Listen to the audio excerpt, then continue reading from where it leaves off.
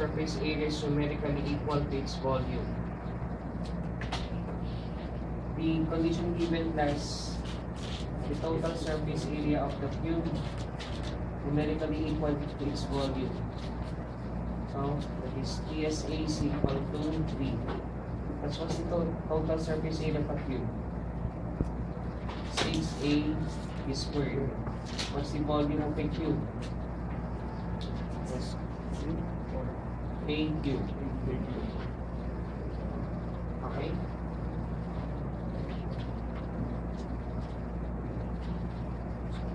This is a third degree equation plus a cube minus 6a squared equals 0. Then it's factorable. A squared a minus 6 equals 0. With each factor to 0, what are the values of a? A0, A6. So obviously, you take this value of A6. So the edge of a cube is equal to 6 units. Okay? A cube is 25 centimeters by 12 centimeters by 55 centimeters, and its density is 1.8 times 10 to the 3 kilogram per cubic meter. How many trips must a 3-pound dumper carry out to transport 15,000 bricks to a construction site? 1 metric ton is equivalent to 1,000 kilograms. That's the conversion class. Okay, the brick is in the form of a rectangular solid. Compute first for its volume. The dimensions of the brick are given. So, 25 times 12 times 55.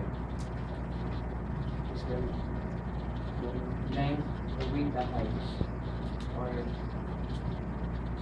this may be the height, this may be the length, and the width, no? So, that's what's the volume of the brick. How much can we complete for this one? 16,500. Okay, this is in cubic centimeters. But we need to convert this to cubic meters. So multiply this by 1 meter over 100 centimeters. Raise this to 3. So what's the volume of the brick class? Come on, 16,500 divided by 100 cube.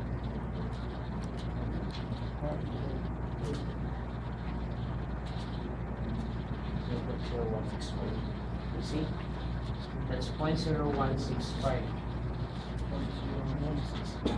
This is now in cubic meters. Then we have the formula for the density of this mass over the volume. So, the mass of the brick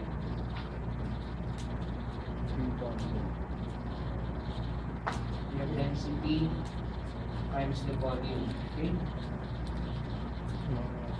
Density is given, this is 1.10 times 10 to the 3. This is in kilograms per cubic meter. For the volume, 0.0165 cubic meters. So we got what's the mass of the brick? 1.8 times 10 to the 3 times 0.0165. It's equal to 29.7 kilograms. Okay? But how many bricks plus 15,000 will be transported? 15,000 bricks. So the total mass would then be total mass of the bricks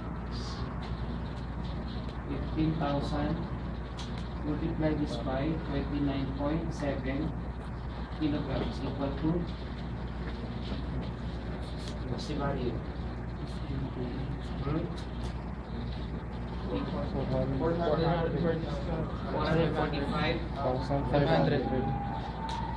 445,500 kilograms. Okay?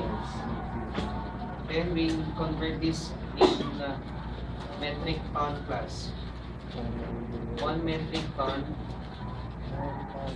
is equal to 1,000 kilograms.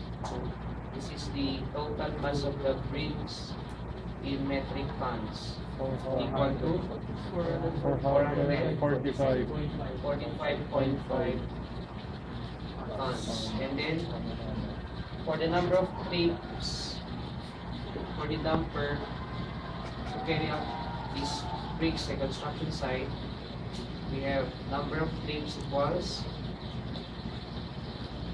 445.5 divided by 3. Okay? This is 148.5. Or approximately this is 149. So the dumper must carry out 149 trips. Transport 15,000 trips to a construction site. Okay? Cut muna na. 50 feet long, 40 feet wide, and a bigger plus.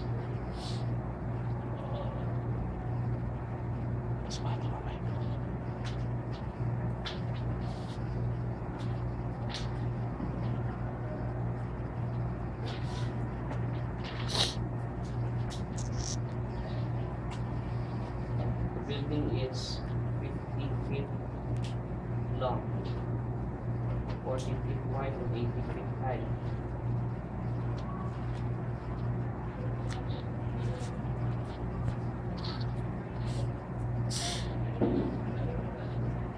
This is the width.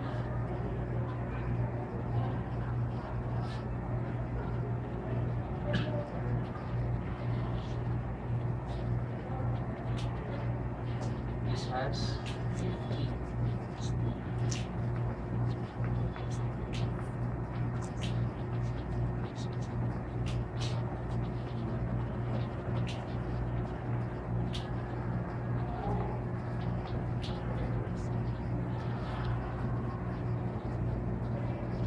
Take note plus that the walls of the building, that's the part that will be painted, no? So with that, we'll consider the lateral surface area of the building. So we have these dimensions now as, we have two rectangles. The dimensions 80 by 50. Same dimensions here, the opposite side.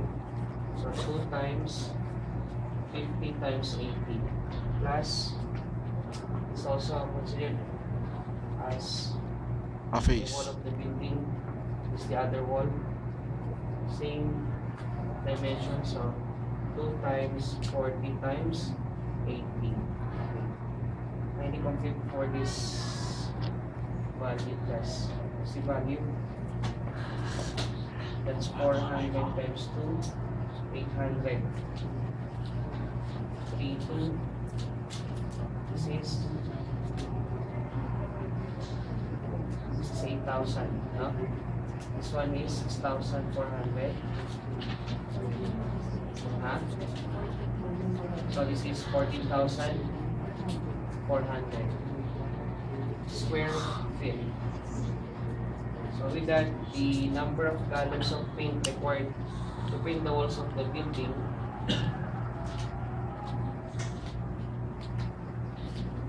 this is just equal to 14,400 square feet times 1 gallon of paint plus it will cover 500 square feet of the wall. So it's equal to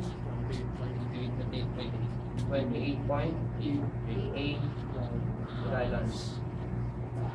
So we round it up to the nearest whole number, that will be 29 gallons.